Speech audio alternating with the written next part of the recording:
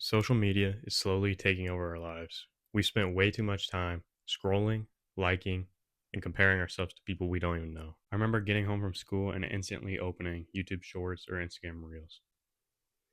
Time flew when I was watching Reels or YouTube Shorts. I'd start at like 3:30, and the next thing you would know, it would be 6:30 already. Imagine what else I could have been doing for those 3 hours.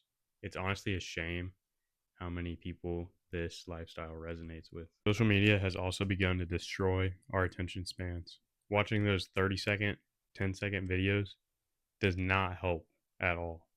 The average teen attention span has gotten so low that we can't even do basic activities like reading, writing, or just being able to concentrate in classes that we take. If you're normally on social media for over like 7 hours a day, imagine what 2 hours of that day could look like if you were being productive. Our society has become so focused on just being able to get that quick dopamine.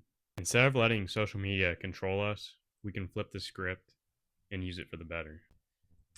But the thing is, social media can be used as a tool.